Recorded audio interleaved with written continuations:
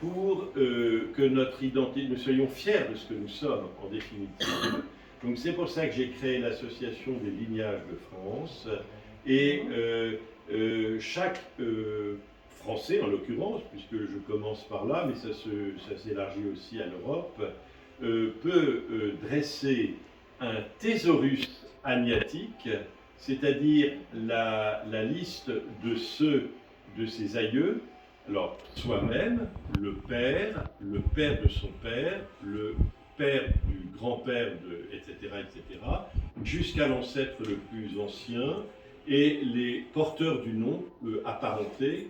Voilà, donc on dresse un peu la liste de ce qu'ils ont pu apporter au bien commun. Alors ils ont pu ne pas être parfaits ou avoir des défauts, mais ils ont pu apporter quelque chose au bien commun. Vous voyez, si vous faites partie de l'association d'Esquelbec, eh bien vous apportez au bien commun. Vous vous intéressez au patrimoine, vous apportez au bien commun, etc., etc. Donc le principe est de faire des thésaurus, donc des résumés sur une page, comme un article Wikipédia, des porteurs du nom qui ont apporté quelque chose, résistant, ou tué à la guerre 14, ou découvreur, ou grand voyageur, etc., etc., etc.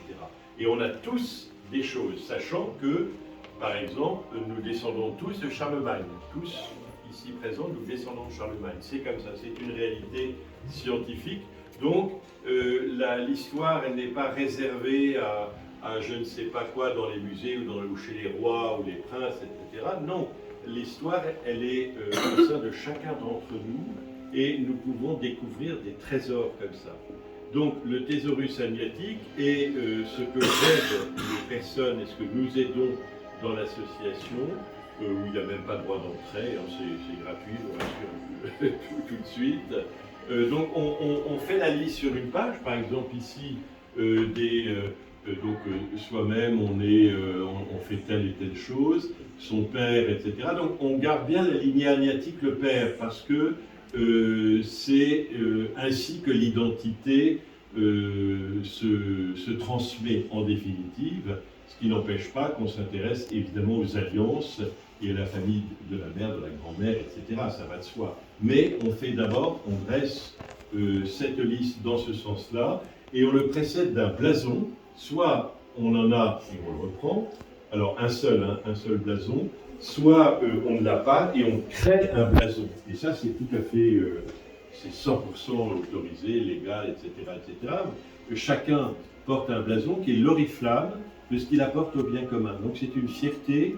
Et c'est pas du tout pour faire genre, ou pour faire noble, ou pour faire... Non, c'est le logo, voilà, c'est le logo de la personne, vous voyez.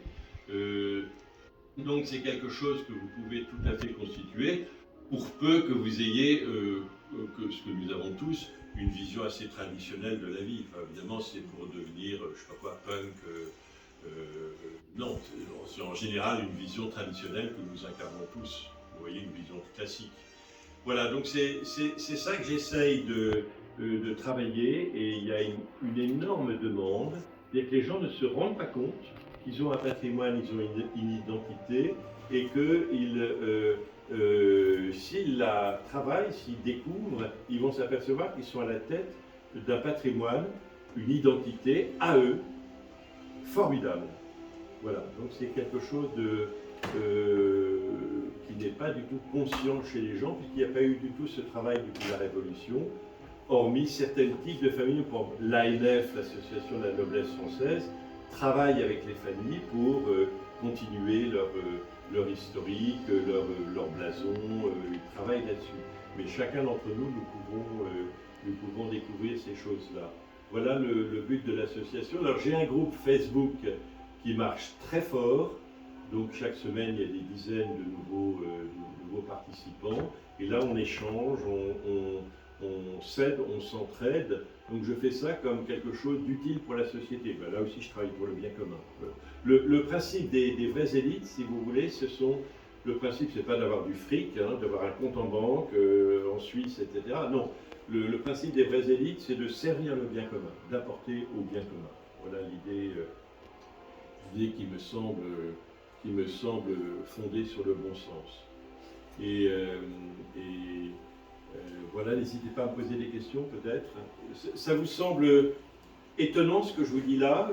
Vous ne vous y attendiez pas ou c'est quelque chose qui vous paraît avoir quand même un fondement dans la réalité en fait? Vous voyez? Un peu étonnant quand même. Un peu étonnant, Oui, d'accord. Moi, ce qui m'étonne, c'est que vous descendez Charlemagne. Eh bien, vous descendez de Charlemagne, hein. Donc, mais le problème, c'est que tout le monde descend de Charlemagne. Là. Voilà. Pas très bien. Bah, c'est mathématique, vous savez, c'est des questions qui m'échappent totalement, mais c'est reconnu. C'est reconnu. Voilà. Donc, voilà, donc j'ai beaucoup de familles comme ça, des personnes qui sont venues me voir en me disant mais effectivement, mon père a fait ci, mon grand-père a fait ça, mon arrière-grand-père a fait ça, mais bon, ça n'allait pas plus loin. Et ils ont constitué leur thésaurus, leur trésor identitaire aliatique, donc de leur nom, des porteurs du nom, et ils s'aperçoivent qu'ils ont apporté beaucoup de choses. Donc ils ont vraiment une identité fière, mais dans le bon sens, bien évidemment. Voilà. Donc on a tous un certain nombre de défauts, hein, bien évidemment, mais on a aussi beaucoup de choses qui, vers les autres, ou vers la société, ou vers le bien commun, ou vers l'aide des autres, et c'est important, sans se vanter évidemment, mais de garder la trace de ça.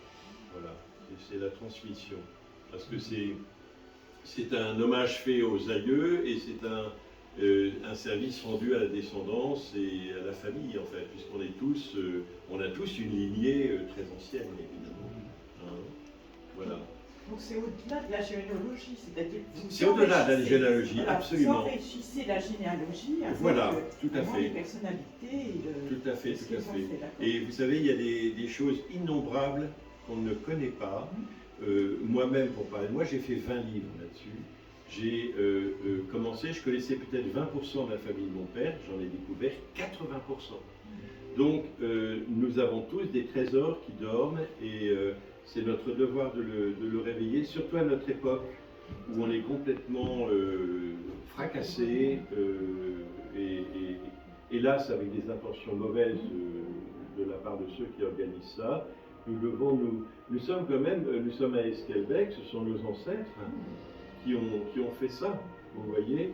Il y a 2 jours, je faisais remarquer à la propriétaire qu'elle descendait du frère, ça ne veut pas du tout, qu'elle descendait du frère du constructeur d'Esquelbec. C'est pas rien pour quelqu'un qui fait des choses aussi fabuleuses dans ce château. Donc nous avons tous, et puis quand on fera une réunion de famille Charlemagne,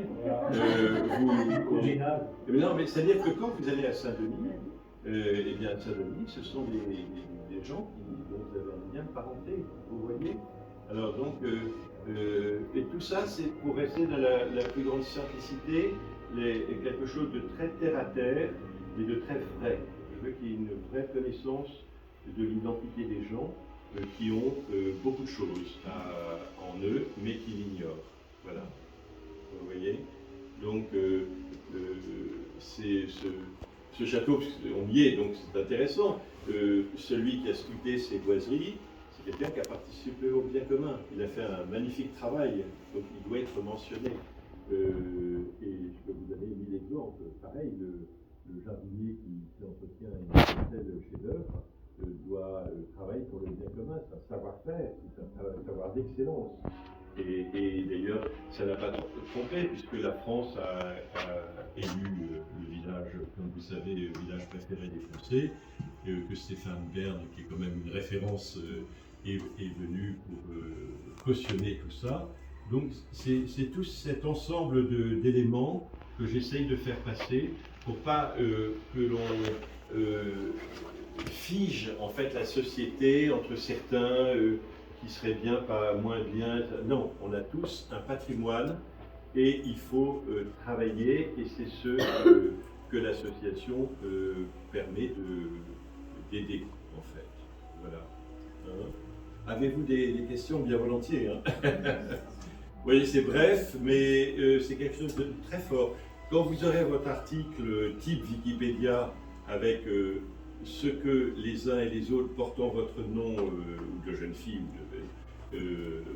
a apporté, eh bien vous pouvez créer un blason qui sera le logo, tout simplement, pas du tout pour la ramener, le logo de votre apport.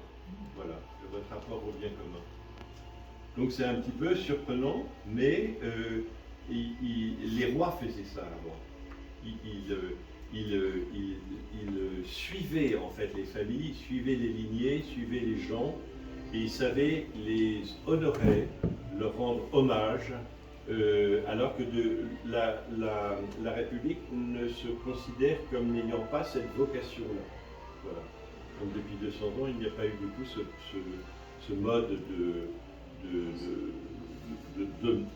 de rendre honneur aux personnes. Voilà. Est-ce que dans les autres pays, ça existe aussi? Alors, l'association des lignages de France, c'est moi qui l'ai créée, voilà, mais en tout cas, je sais qu'il n'y a pas en France d'autres officines, mais dans les autres pays, plus ou moins, bien sûr. J'imagine qu'en Belgique, par exemple en Belgique, vous avez à Bruxelles l'association des lignages de Bruxelles, qui sont les plus anciennes familles qui ont été liées à toute l'histoire de Bruxelles. Donc ça existe. Mais je dirais, ça existe plus ou moins. Voilà. Mais plutôt moins que plus. En tout cas, il y a un énorme travail et il y a une énorme demande qui n'est même pas formulée par les personnes. Les personnes ne savent pas qu'elles ont peut-être un patrimoine immatériel très riche et très beau, et dont elles peuvent être fières. Je vous dis, le blessé à la guerre 14, une médaille, un résistant, un artisan d'art, un restaurateur de choses anciennes, enfin, peu importe, ça peut être dans tous les domaines. Ça peut être des religieux, ça peut être des découvreurs, ça peut être des voyageurs, ça peut être des explorateurs, etc., etc. Vous voyez, et croyez-moi, on en a tous, beaucoup, beaucoup, beaucoup. Voilà. Il faut creuser. En tout cas, je suis là. Bon, encore une fois, moi, comme je puis dire, c'est que je suis bénévole dans l'histoire. Donc, j'ai un groupe Facebook. Vous êtes bienvenus. C'est tout simplement Association des lignages de France. Donc vous inscrivez, figurez-vous, je vais accepter votre entrée, c'est surprenant, mais c'est comme ça. Et donc le groupe Facebook, et puis sur mon site familial que j'ai commencé un jour, et qui fait quand même 10 000 pages, voilà. Vous aurez l'Association des lignages de France avec la description de tout ça. Voyez-vous? Donc c'est vraiment quelque chose de très fort, de très beau et de très galvanisant. C'est très passionnant. Parce que la société ne nous aide pas, ne nous accompagne pas. Donc on a à la télévision des programmes qui ne sont certainement pas dignes de notre civilisation. On a des choses qui ne sont pas forcément élevantes. Et il faut avoir un autre regard, une autre perception, une autre clé en fait, et qui va nous amener énormément de très belles choses, de très belles connaissances, de très belles tout cela. Voilà. Même monsieur de Charlemagne.